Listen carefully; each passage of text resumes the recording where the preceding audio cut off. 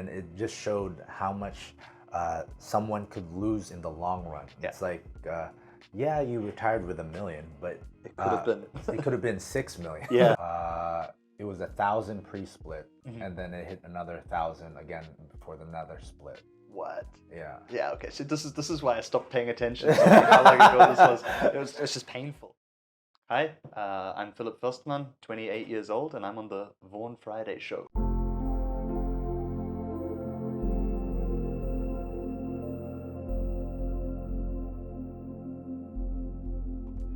Philip, thank you for being on the show. What do you do for work? I am a project manager, market manager for an international German company. Oh, okay. Oh, what are the duties of a project manager? I for people that don't know. I mean, if I say it in the bad way, I'm a glorified assistant, right? So glorified assistant.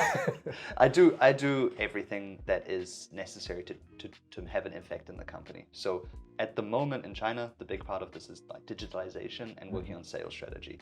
Okay. And I'll be taking that into my next role in Thailand, where it'll be the same thing, but then just for multiple companies. Okay, and you make good money, I'm assuming. I mean, that sounds like a very prestigious job. You know? Expat in Asia is very good. Yeah. Okay, and then you came on this, so we're gonna be talking about investing. Do you invest any of your money right now, or are you just out of investing? A lot of it. But I invest passively. Passive. Okay. Yeah. So, what do you think investing is? What is your definition? Investing is it's like saving your money, but in a more effective way. Saving your money no more, and then you have a passive investment. Yeah. What are your passive investments? I go for ETFs, so exchange traded funds. Okay. So I mean, we were talking about the S&P 500 earlier. I'm not really in the American market, but more looking at the Australasian side. So I'm in the top 50 of New Zealand, the mid 50 of New Zealand, the property market, also the exchange fund in Australia as well. So basically anything that is in the major companies of those two countries. How did you start into? Did you always start with the ETF, or did you like work your way to there? Because I also have ETFs, but I didn't start out there. Yeah. Right. So the way I started it initially was I was a fan of Elon Musk like a long time ago. Elon Musk. I'm gonna put a caveat in there. Like the Elon Musk I used to like is very different to the one there is now. Okay. I really haven't been paying attention to what's been happening recently. I just see X and all of the media stuff that comes up. But you were following Elon Musk. But I was following him back then, and I thought, wow, like I really believe in the message of Tesla. I like what he's doing with the company. The shares were like $50 US, something like that. And I was just like, what year was this? This was like early SpaceX years. It's like a long time ago. 10 years ago? Yeah. Oh. So I'm sorry, because I haven't been paying. 2013, 2014, 2015. Yeah, I would say about 15. 15. Yeah. And then, so I was like reading about him, what his mission was, all of those things, and I felt really like excited by the brand that he was trying to build. And I thought, hey, I'll put some money in Tesla, like, because I think electric cars are the future. I think there's going to be development in this area. And I think I had about 1,000 New Zealand dollars, like my savings, that I was like, oh, I'll do this. Like, I'm just going to take that jump. I feel fairly safe about this. Yeah. It was such a hassle trying to buy American stocks from New Zealand that I didn't do it. And oh my God, I am kicking myself. Did you calculate how much that would be? Oh yeah. Well, I mean, it was 1,000 New Zealand dollars at 50, and then it went up to like, I mean, he was selling shares at 420 at some stage. So we're talking eight times rate. And no, actually, the stock split several times. Right. So if it was 50 and it didn't split, because I had some shares as well. It was 1,000 pre-split, and then it hit another 1,000 again before another split. What? Yeah. Yeah. Okay. So this is why I stopped paying attention to how long ago this was. It was just painful. Yeah. Because I had a few thousand, and it turned into a lot. But I also bought it at higher than $50 a share. Yeah. No. So this was. Yeah. I remember sitting there being like, oh, this is. But that makes sense. how did you try to go through a bank or a brokerage? Yeah, so I tried to go through a bank, and then they started slapping me with fees. And because at the beginning, when I first looked at it, I didn't want to put in too much money, and it's high risk, right? So this was like my first. I'm kind of learning about this at school. Let's see what else is going on, and like they were doing like broker fees at like set numbers. And then I was trying to calculate like how much it would have to grow before I just start offsetting this, and the hassle and like I'd have to set up another bank account and all of these kind of things, and it just was too much for uni me, because things going through my head was. So you started in university investing. Yeah. So started thinking about investing. Oh, started thinking. Oh, but you didn't start yet. Okay. No. So at least you thought about it. Exactly. A lot of people don't think about it till a lot later. Yeah, and this is, I mean, honestly, the biggest thing that I've learned is start early, right? And then how did you go from not being able to buy Tesla to ETFs? Well, at some stage, I mean, like what, 3 years later. Yeah. And I mean, I think I did a accounting and finance degree in that time. Oh, you have a accounting finance degree? Yeah, yeah. Okay. And so we did, I was talking with all my friends about this. Let's invest our money, let's do this. And one of my friends did it, and 3 of our group, including me, didn't do it. And so it was only when I started working after my first year of work where I was realizing, like shit, I'm getting myself into credit card debt, I'm making a whole bunch of rookie errors that I shouldn't be making with my like study history, my course and my strengths. It was actually my wife that brought me out of that, and then we started looking at, okay, let's set aside money and actually invest it. And then we started looking at some of these ETF funds that you can do online, super low fee, even potentially free buy-ins, and then you just get into an ETF. These are for New Zealand citizens or like anyone? I think anyone. What is it called? So the New Zealand website is investnow.co.nz. Okay. I don't know if there's going to be an overseas problem, but it's very easy to set up. And then when you do it, it's all in New Zealand dollars, or does it convert into other things? Like say you want, like no, I think it converts. It converts. Yeah, it converts, so you can buy American securities. I think you can even like put in other currencies. Other currencies, because they always have like a currency conversion part to it. But for me, it's always 1-to-1 because I'm just doing it in New Zealand. And then you had to be a New Zealand citizen in order to open this one, or do you think? Because I have clients that are not from the U.S. and I always encourage them. Not encourage them, but if they want to enter the U.S. stock market, it's very difficult. But there is, I know.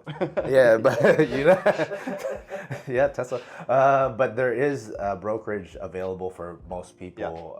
It's called Interactive Brokers. Okay. Yeah, it's available for most people. The fees are very, very low. It's just once you get a certain level, I always recommend them to go to a more prestigious brokerage like a Charles Schwab. But the thing is, with Charles Schwab, you need a minimum of 25,000 USD in assets for them to manage, or not manage, but in your account. Yeah. Like, but you don't lose the 25,000. It just needs to be there. Yeah. And if it goes down below, you already opened it. They're not gonna like, oh, we're gonna liquidate you and then you're gone. Kick it out. Yeah, kick you out. But that's just the minimum. So what are their fees? Interactive or Charles Schwab? Well, Charles Schwab is 0. So like 0 trade commissions, and then you have access to their ETFs. And if you want to do the S&P 500 ETF, I think it's 0.035. So every $1 million, you're paying $350. Every $1 million you have. Wait, so 0.035% or 0.035 decimal? Wow. Okay. Yeah. 0.035. Charles Schwab. Yeah. Cool. I have a different one, but it's only for American citizens. Yeah. And that one is more than 2 times lower.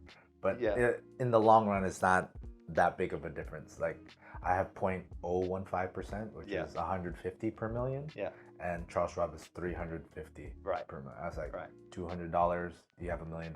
It's not that big of a difference. But so the thing that hits you with that, and this is what I think most people don't realize, is that your fee comes off regardless of how good you're doing. Yes. And it eats into your growth. Yeah, that's the expense ratio. Yeah. For the expense ratio for your ETFs, do you know what they are?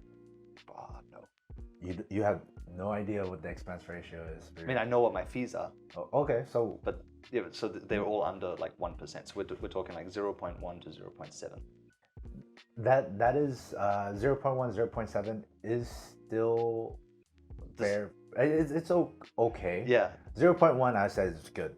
But this is why when you're coming in with 0.035, I'm like, okay, yeah, I should look into this. 0.7 is very high. Yeah. So these are not very high, but I mean, it's still low compared to other people doing property, not property, mutual funds. Yeah, mutual funds, other investment advice brokers, like they are charging 3.5% in some cases. Like it's crazy. So if you do interactive brokers, that one you can start with like $1.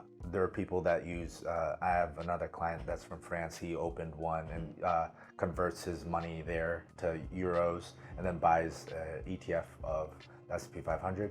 But there's one called VOO, which is Vanguard's version of the S&P 500. Vanguard's good. And that's 0.04. So yes. Yeah.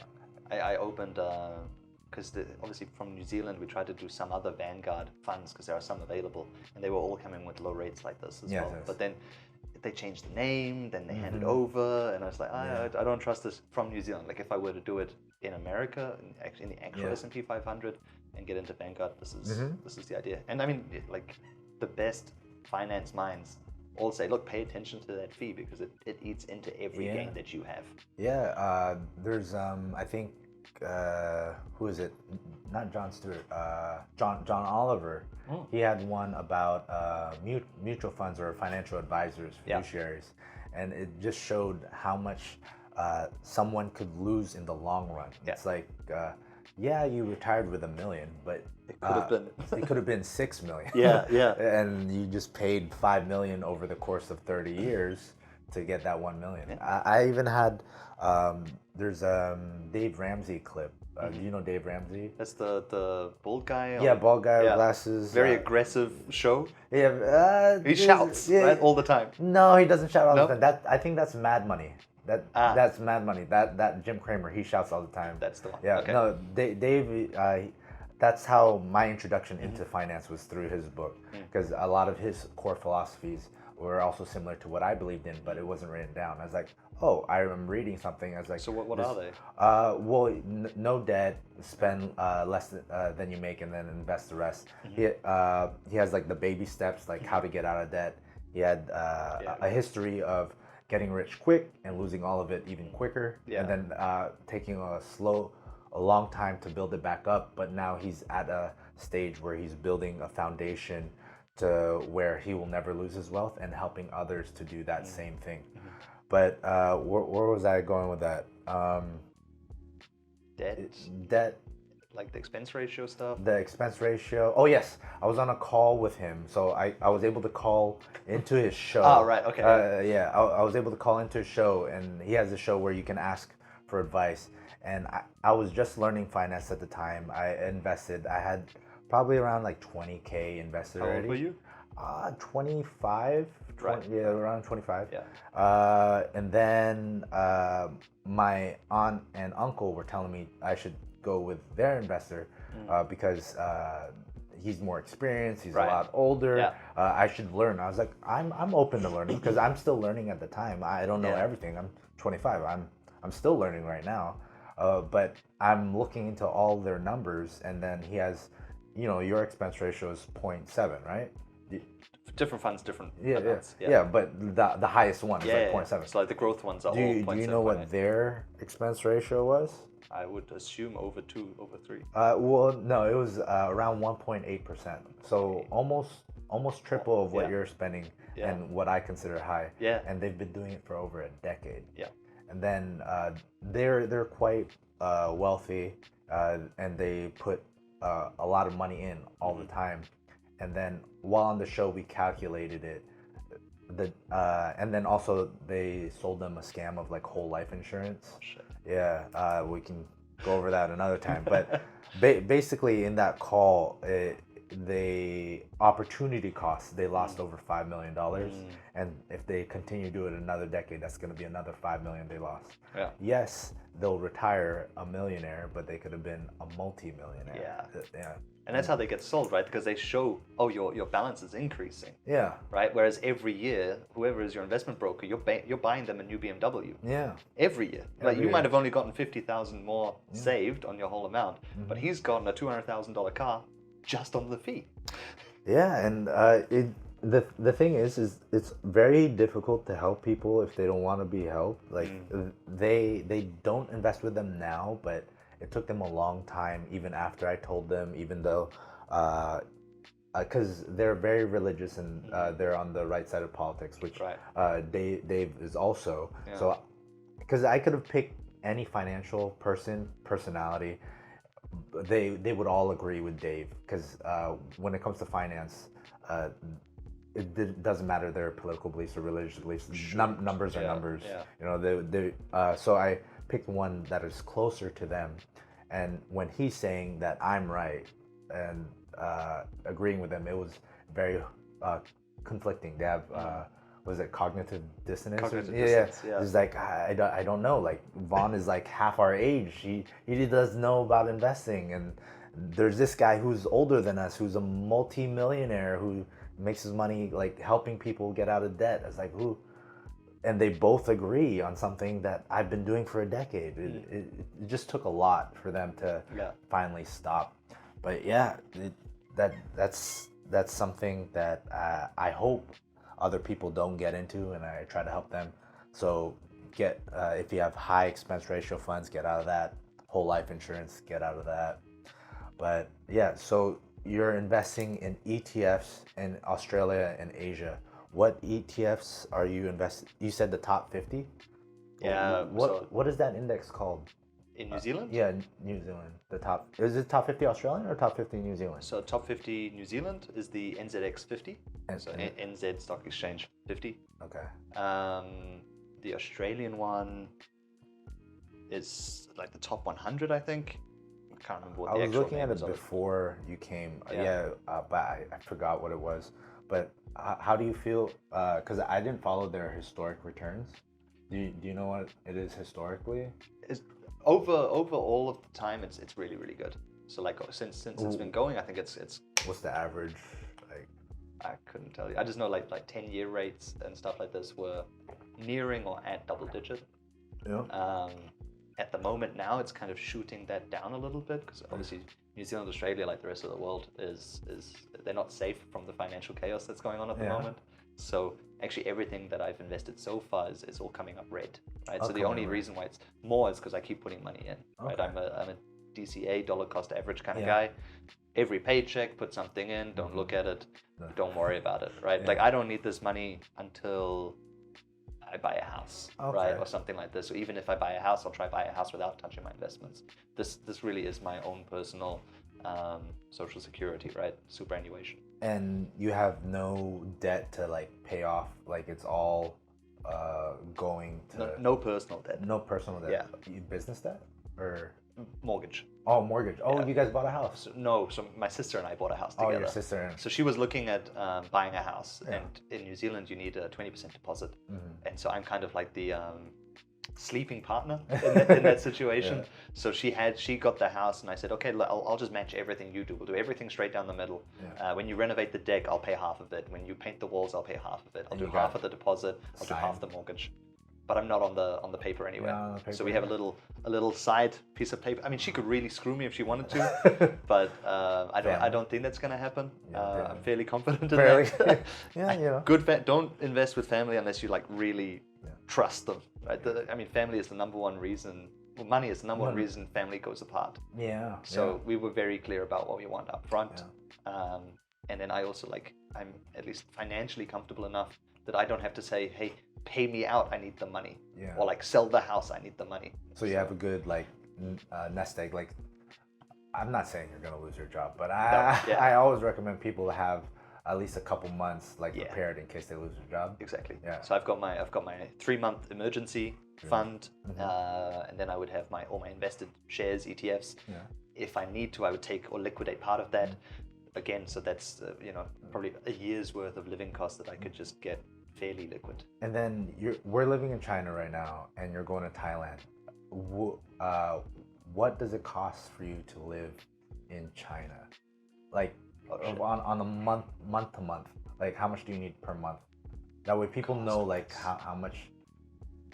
I think so, excluding rent. So include rent. Well, I'll split rent in part because rent is literally half of my cost and it shouldn't be. Right? Oh. Like rent should really not be making up it's like such a big part of your expenses, right? If you're living with rent that is half of your cost or half of your income, you need to try and reduce that. But in China, you don't really get. So how much is it with the rent? With the rent, yeah, between 20 and 30,000 RMB a month. 20 and 30,000. So that so like some months is more, some months are less. It's around 4,500 USD, less than 4,500 USD, but close to there a month, and you have 3 months. That's pretty good. Will that be the same in Thailand, or do you think it'll be less? So in Thailand, we did a whole budget calculation because we tried to figure out how much do I need to get paid in the next job to make it worth moving. So like net savings had to go up, right? Or at least stay the same. Okay, quality of life, blah, blah, blah, that plays into it. So we figured out, okay, what are the rental costs in Thailand? And they're half of here. So this is, if you guys are, if you guys want to have the same life, but more sunshine and less rent. So instead of 50%, it's now 25%. Basically. Yeah. And so there the living costs, the standard living costs would stay roughly the same. Food, electricity, travel, that kind of stuff. Better food though. Better food. Yeah. Better internet as well. No VPNs. I mean, nothing. Someone starts knocking at the door. But then that should let's say in US dollars, it'll probably go down to 2.5, 3. Okay, 2.5, 3. So with what you have saved, would you be spending more of that, or would you just keep it in savings? No, so the idea would be to up the savings. Up the savings. We would try, right? So in theory, I should be earning a similar amount of money, spending less, which means I should be able to save more. That would be the idea. I meant your emergency fund. So so the emergency fund, I'm just going to keep it at what it 12, is at the moment. Around 12 K USD. It's a... But if you so that's what you need for 3 months here, but 3 months there, you'll need 9. I'll just keep that. Just keep it. There. Okay. So I've also been looking at it because I actually just started that discussion. So I mean, the amount that I have is 15,000 New Zealand dollars as like that emergency, right? So that's 3 months of 5,000 New Zealand dollars. I could put that into a term deposit, right? Yeah. I could do anything from like 6 months to 1 year. At the moment, it's in a high interest savings account. Yeah. So I mean, interest has gone through the roof. Yeah. It's tripled or doubled at least in terms of normal saving accounts. And it's tripled in terms of what term deposits are. So I could put it in at a 6% term deposit quite safely. If I get laid off, I could call on that in 90 days or 30 days, right? That wouldn't be too bad. But wouldn't you have to pay fees on that? Because you're calling it early? You could just sacrifice the interest. The interest? So they, like, depending on the term deposit, you'd have it like that. But I mean, again, if you give them notice, if you say, I need it now, then you'd have to pay a fee. Yeah. But if you give them 30-day notice, then you can probably do it without a fee, but sacrifice the interest. I don't know. Me personally, I'd probably rather just keep it liquid because it's emergency. Yeah. I need it now. I don't want to have to call someone to use it. Yeah. Right. But extra money, if I just want to just hold it, I don't know what to invest in, then I would use that. In the US, we call it certificate of deposit. Right. Yeah, CDs. Yeah, but it sounds like you're financially healthy. Like some people come onto the show, they got student loan debt, credit card debt. You don't have student loan debt? I've still got my student loan, but that's... So that's a debt. You're right. I didn't think about it. It's like, that money I owe, I'm not paying that. How much? Sorry, you're right. I've got student loan debt. How much do you owe? What is that? That's 25,000 New Zealand dollars. Yeah. So that's more than your emergency fund, right? Yeah, but so if I move back to New Zealand, it becomes interest free. If you move back. If I move back. But so right now it's accruing interest. If shit hits the fan here, I'm not staying here, right? I'm gonna move home. So that would make that interest free. They take it straight out of your paycheck of whatever job you have in New Zealand. So they just levy that off. While I'm overseas, I need to make a $1,000 payment a year. So. And do you and your wife like mix finances, or is it separate? Closely mixed, let's say. So at the moment we have like our own individual bank accounts still. Yeah. But we have shared accounts. We have like a joint, where we have like a travel credit card kind of thing. Well, I'm just wondering if you know, because the situation. Yeah, if she's in a negative boat, like no. Yeah, so her boat is similar to mine. Like you don't have to say her numbers, but no. If you know, like, if you know she owes something, or if if she has something just hidden from you, student loan.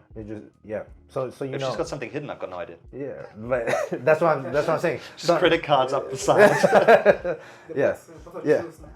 Well, some people, some couples, like, I let them, or not I let them, but they spend whatever they want on the credit card, and I believe they pay it off, and then they find out, it's like, oh shit. Yeah, that was the third credit card. That was the third credit card max out. Yeah. But you both just have student loan debt, but the student, your degree is well earned, like you're earning from your degree. Because me personally, my degree helped me but didn't help me at the same time. Like I didn't directly go into it, but the skills I learned in my degree helped me with my career now. What was your degree? What did you do? Telecommunications. So it was a lot of film work. So basically what I'm doing right now, like what I'm trying to do right now.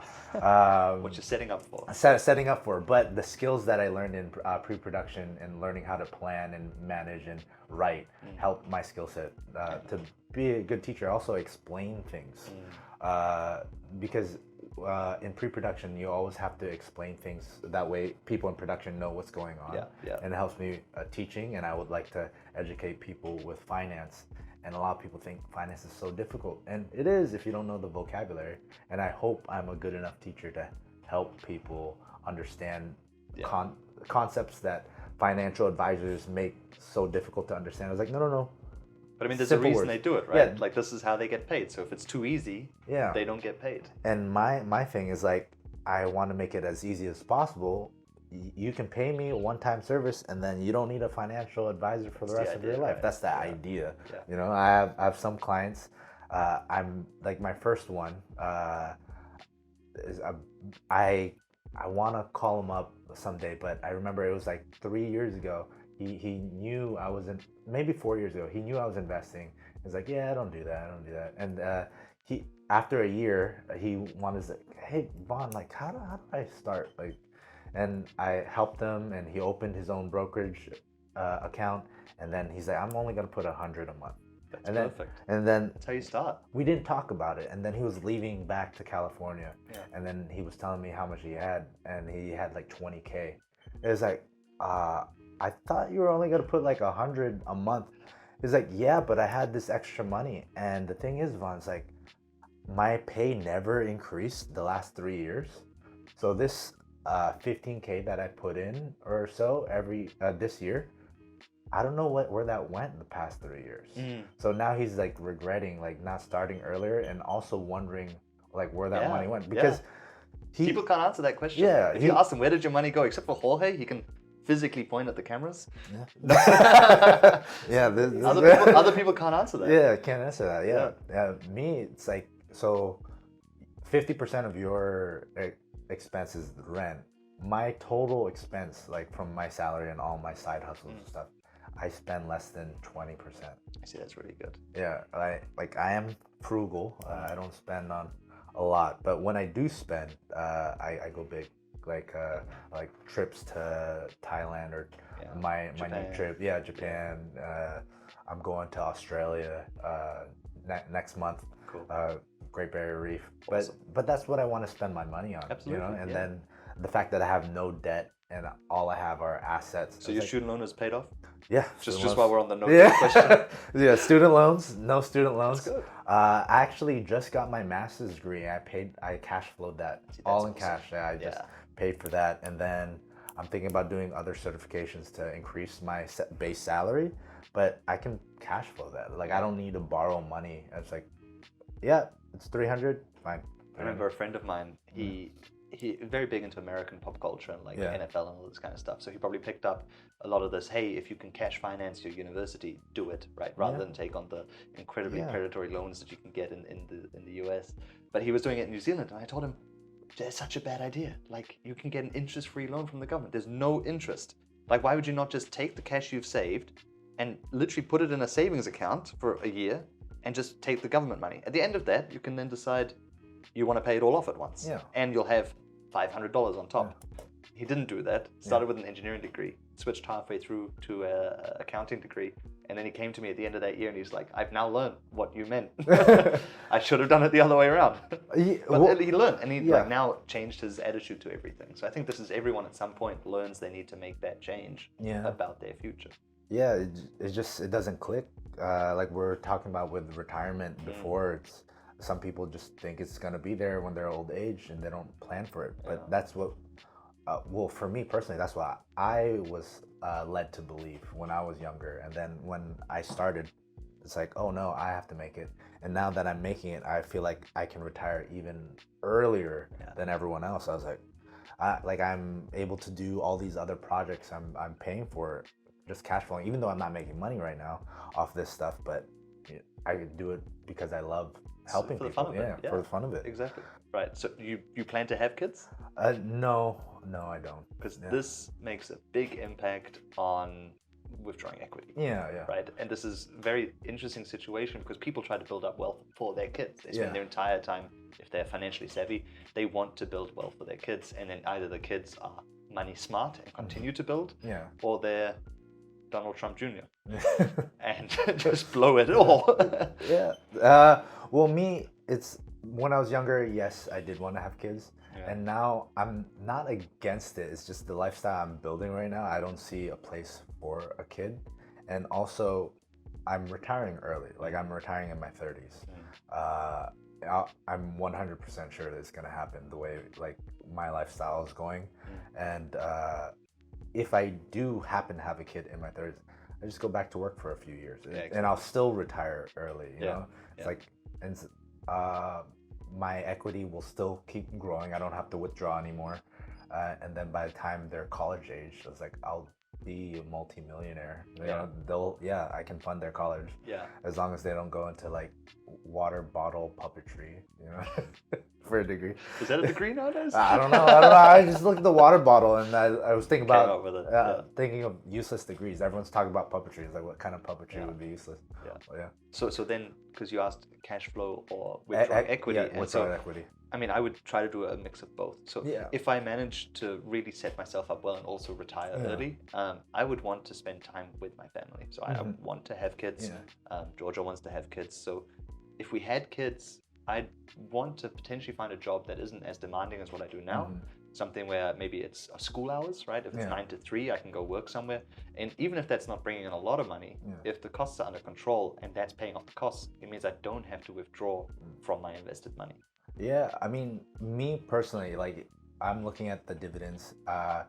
If it was my retirement goal, if I was just collecting cash flow from dividends, I would only be making around like 10,000 USD a year. But like, because you want to retire early. I was about to say, in 30 years' time, that will have grown. In 30 years' time, it will have grown enough. So that's why it would withdraw equity. But if I were to have a kid, because of my role as a teacher, I could get into some of the best schools, and then the tuition would be free. And then when they're in school, I'm at work. And then easy.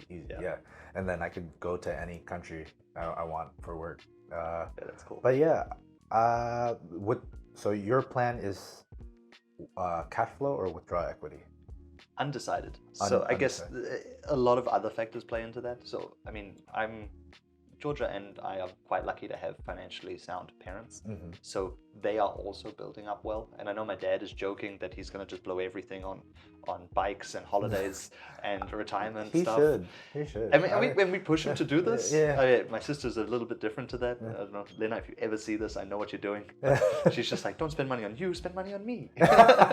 But there will be money left over, right? Like they've been investing money. So this means at some stage, and unfortunately it's true, people aren't going to live forever, there's going to be a inheritance that comes from that. And which means everything that I build towards is going to be transferred also from their side. And then it would be more than necessary. So then there could be to the stage where I can live off cash flow without withdrawing equity just because of the amount of equity there is from that. And of course, this would then be something to really set up that kind of intergenerational wealth. Does your dad tell you to spend your money? Because he has money for you? No. No, he doesn't. No. So they were very very good about raising us with money. Like, no, not saying now, because your dad knows you're financially secure now. Oh, right. Yeah. Does he tell you, hey, you should spend a little more, Philip? Like, we have money saved for you. Like, go on vacation. Like, go with Georgia, do something. No. Okay. So I mean, we'll go on vacation. Yeah. But it's not like, hey, spend money. We've got money. Yeah. It's more the other way around. Live your life and make sure you've got enough for the future. Because anything could happen that just wipes out everything. Yeah. Right. And you just want to be able to have enjoyed your life up until that point. Yeah. But on the other side, you also don't know how long that money needs to last. Yeah. Right. Maybe some of his investments goes down, or an insurance company falls over, and then the house gets burgled. You don't know what's going to happen, and so spending recklessly just because you think there's inheritance coming is not smart. Well, not spend recklessly, but enjoy life. Yeah, that's what I meant. Like, yeah.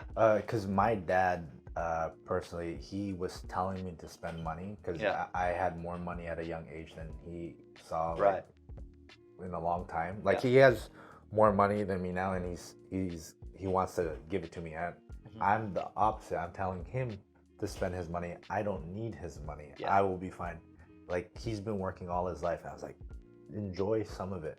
And he doesn't know what to do. So now I was like, okay, I'm not retirement age yet. Or I didn't hit my financial independence number yet. But I have some money. Let me enjoy it so I can show him, like, this is how I would spend my money. You know, so I'm going scuba diving now. Yeah, exactly. New hobby, skydiving license, you know. But so you said, I keep forgetting, cash flow. You said a mix of both. Ideally, cash flow. Have you heard of the FIRE movement? Financial independence, retire early. No. But I mean, it sounds like, I haven't heard of that movement, but it sounds like what I'm trying to hit for. Yes. So most of them highly suggest going into index funds and then putting as much as you can and saving, like a huge saving rate. Like over 50% savings rate, and then putting it on index funds. And within 10 years, if you live off that amount of money that you've been living on, you should be able to retire early. But there's also different degrees. So there's like Coast FIRE, where it's like, I'm loving the way they're going with these numbers. But is Coast an acronym as well? No, Coast is not an acronym. But what it means is like, you saved enough to where you have enough money for retirement. You just can't retire right now. So you just need enough to live, so you can take a part-time job and just spend all that money. So this is what I want to aim for. So Coast FIRE. Yeah, my like life goal or my career goal, I want to work my way up to the top so that I can coast from that point on. I remember my first boss told me, he's like, you just coast. And I said, what do you mean? He said, you probably have not heard this for the first time, but you do the bare minimum. And I have heard this from everyone, from my teachers, from my dad, my mom as well. Like, I do just enough. But then the problem is, I don't do just enough to just pass. I do just enough to do well. So to get like a B+. And I know that I can do like minimal effort to get a B+ grade in school. And my teachers could see that. And then in work, it was the same. And that my first boss, I'm very grateful for this. He gave me a kick up the ass. He's just like, it's not good enough. Like, you're doing just enough to be good, but we want you to be excellent. So unless you're doing that, like, you got to figure some shit out. And then he gave me that bump, and then it pushed me up. And I said, okay, let's take this. Let's go to the top. Let's try ride this. Let's try be at some point in the chief executive kind of realm of top management of a company. Be there. On the way up, save enough, and then afterwards exactly do that. Do a part-time job, right? I don't want to sit at home because that's boring. I like working. I like doing stuff. I would like to sit at home. I'm never home. Right. I like, but financial independence, retire early. They have a calculator of what you need to hit that number, and there's different levels. Like I said, Coast FIRE, and then there's regular FIRE. Lean FIRE, fat FIRE. Like I can go over all these definitions, but we'll just go over the regular FIRE, which is 25 times your annual expense. Like how much you plan to spend is 25 times that, and that's how much you need in equity to withdraw from. Because if it's cash flow, then you don't need this equity number. You just need to know what cash is. Yeah. So do you know what your calculation would be? of money that I need. Yeah, so at that moment. So how much do you think you want? Like, say you have your kids, your house is fully paid off. Yeah. You in Georgia, you still have kids to pay. Pay life stuff, and then college. What would be your annual expense? Like, what do you think it would be? And then we could calculate.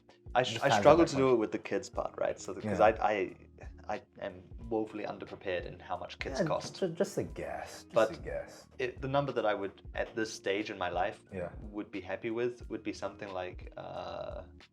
Where's New Zealand? Let's go on the safe side. Let's go like 60,000 New Zealand dollars. I'm trying to find New Zealand dollars. Just don't look on the map. They're not on half of the maps. NZD. Don't exist. They yeah. don't exist. It's monopoly money. Okay. We deal in sheep. New Zealand dollars. And you said how much a year? Let's go safe with like 60,000. 60,000. Which is currently like. Oh yeah, that's fine. It's around 36,000 USD. Yeah. And then times that by 25. You need your goal is 1.5 million New Zealand dollars. No, it's 2. It's 2. So my goal is 2. Oh, but like this is why. Yeah, based on the fire. Yeah, it would be 1.5. 1.5. Your goal is 2. In current money. In current money, yeah. Right. So this is where compound inflation kicks your ass. Mm-hmm. Like in 10 years' time, that would have to be double. But that would mean that 2 million is not gaining equity. It's not appreciating as well. Right. So as long as you beat the inflation. As long as you beat the inflation rate, then you're fine. Yes. Right. Okay, but then you'd have to be able to put in that money up front, because the way to get to the 1.5 million would be through growth. Yes, we're looking at it right now. Right. What's your goal right now? 2 million. Because then we're calculating. We're gonna have to add the inflation, add the appreciation. Yeah. What's the goal this year? The goal is 2 million New Zealand in. Well, then let's go for the fire goal. Yeah, 1.5. 1.5. Then it'll be 1. Well, so mine is the fire goal as well. Yeah. But I also add an extra 100,000 USD. Yeah. For like, not, I wouldn't say emergencies, but in case, let's say there's a bear market for a while, I have 100,000 in cash. Or you have to hold out a depression or something like that. If I need to hold. Yeah. So it's 25 plus 100K plus 24K for a year of travel, because I looked up like how much money do you need to travel for a year. Said 24,000, but it's like really frugal, like backpacking, van life. But I'm able to go to every country. See, backpacking van life is a great way to travel. Yeah. And then another like 400 for a new passport. But yeah, how do you know how far away you think you'll be for that goal? Like, to reach your fire number 1.5, like how long do you think personally it would take? Oh Jesus. Well, is Georgia working as well, or no. Does she plan on? Uncertain. So probably not the first year. Probably not the first year. So because the first year my job will take me traveling. So we'll just say like, you don't work, just come travel. So like when I go like once every month and a half. If she's working, she'll have to take time off work. Yeah. If she's not working, she just basically, we pay for a plane ticket and she just comes along. So she should just do a gig job then, basically. Online stuff. Yeah. Cool. I don't know. So the way I calculated it was 15 years from now. 15 years from now, okay. Yeah, it was possible. Yeah. Depending plus or minus. So you would still retire early, right? Yeah. Well, so what's the average age of retirement in New Zealand? Must be. What's their goal rate? Like 65. 65, yeah.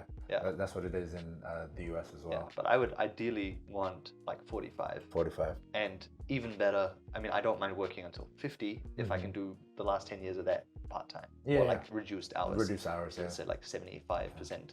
How many hours are you working now? 40 hours a week. 40. Yeah. Right now it's not crazy. Yeah, I'm working crazy. Yeah. But like, I mean, so right now I'm at that, because it's in the job handover part. So the next one I start will probably go back up to 50 again. So is it, you're not planning to do like a side hustle or anything? It's mostly your salary? Okay. Yeah. Because there's been a few times I've looked at the side hustles and that just takes away from my job. And I have good prospects where I am at the moment. I can feel direct impact from good work at my job, which then gives me not necessarily more money instantly, but it gives me more money later when I get the promotions. Delayed gratification. Basically. Okay, so you already have your plan. You already know what to do. You don't need my help to do that. But if you do want to invest in the American stock market, I'm definitely going to come to you on that. Interactive Brokers. Yeah. And then once you have enough equity, you can switch to Charles Schwab because they have a lot lower fees. Yeah. But since we're closing out in the show, can you let us know what might be your biggest financial win or biggest money win, like in life? I mean, you definitely told me this before the show. I never thought about this before, but I actively agreed that it would have been finding my life partner early. Yeah. I mean, just I know friends that pay for premium Tinder. Yeah. Like that's just a cost that I don't have to pay for, right? So it's nice to have that security. It's also nice to know, like later on in life, there might be a sudden cost to having somebody who either spends recklessly or has debt already that you need to then help through that. It's nice to look now and have the same financial values as my wife and to be able to go forward with that. Like she is as financially savvy as I am, or I am as financially savvy as she is. So we both work well on these topics. She doesn't, she spends very well, thoughtfully. Like she'll spend money on items that are necessary and that hold well. And she doesn't spend money on useless rubbish. Like what? Just like, we're so consumeristic right now, right? I'm looking at you. Everyone is spending money on shit. And they don't need to. Yeah. And I mean, I told you earlier, like I do my big purchases. Like once a year, I'll buy something big. Like what? Like skis or a laptop. But then I will buy myself. Here in Shanghai? I bought myself skis for a Japanese holiday in 2020. Okay. Yeah. But then like for 2 years, I didn't buy big stuff, right? Like I'll buy football shoes once a year. I'll go clothes shopping once a year. But like neither of us are shoppers. Yeah. So it's very good to save up that money. So your best financial decision was your wife? Yeah, definitely. Would you mind telling her that? It wasn't a financial decision. It was a decision for love. The finance is the benefit. Yeah. No, but so in terms of what is it? Biggest thoughtful finance win that I did on purpose was just getting invested early. Getting invested early. Yeah. And then my biggest loss related to that was not getting invested even earlier. So opportunity cost loss. Exactly. Yeah. So like I said, my friend who invested money at university, we got paid out. You get a course allowance in New Zealand, and you can get like living costs and stuff like this. And I saved up 10,000 of interest-free money from the New Zealand government, and I spent that on a car, a holiday, and skis. And my friend put that into an ETF. And where is that ETF now? That guy, he showed me 5 years later out of uni, because we got onto this topic, and I brought it up. I said, "Hey, you remember what you did then?" And like me and the two other guys were kicking ourselves.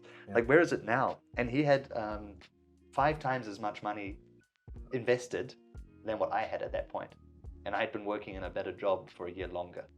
So just that one kickstart 3 years before us. So right in the first year of uni, he did it, and I did it 4 years later. Yeah, start early. Absolutely. So as soon as you have it, like start with kids. There's no reason you can't teach your 2-year-old about money in this kind of way, and then you start setting them up. And then over the 18 years, 15 to 20 years that they take to get to uni, you can have that paid for. Right, you can have $100 grand worth of savings. That's what when you asked me, it's like if I wanted kids, it's like no, but if it happens, like I'm financially prepared for that. Yeah. So last one, if you could talk to your 20-year-old self, what would you tell them to do? Ooh. Financially. Yeah, financially. Yeah.